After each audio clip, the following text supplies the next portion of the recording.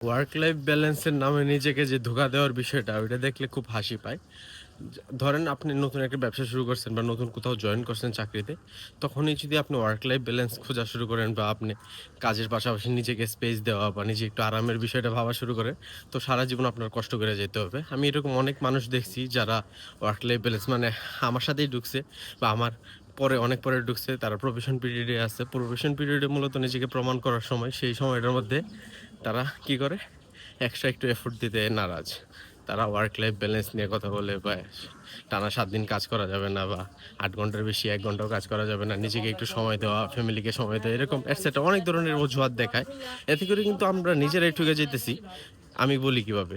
এখন আপনি যদি নিজেকে প্রমাণ করার সময় আপনি ১ ঘন্টা বেশি দিলে জেনে আপনি একটু ভালো করে নিজেকে প্রমাণ করতে পারবেন।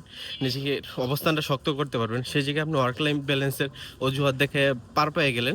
কিন্তু যখন আপনার প্রবেশন পিরিয়ড শেষ হলো, দেখা গেল আপনার পারফরম্যান্স সেই অনুযায়ী হয় নাই। আপনি কিন্তু আল্টিমেটলি চাকরিটা হারাইছেন। আবার নতুন করে চাকরি খুঁজতে হবে। এই হলো আরেক প্যারা।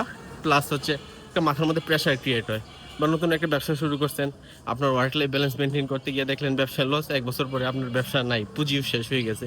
তো এটাই, সবকিছু মেইনটেইন করতে গেলে একটা সময় লাগে এবং ওয়ার্ক লাইফ ব্যালেন্স আপনি তখনই মেইনটেইন করতে পারবেন যখন আপনি ঘুমাইলেও আপনার টাকা ইনকাম হইতে থাকবে বা আপনি ঘুমায়ে থাকার পরেও আপনার টেনশন করতে হবে না যে আপনার সকালে টাকা আসবে কি আসবে না বা ১ মাস পরে টাকা পাবেন কি পাবেন না।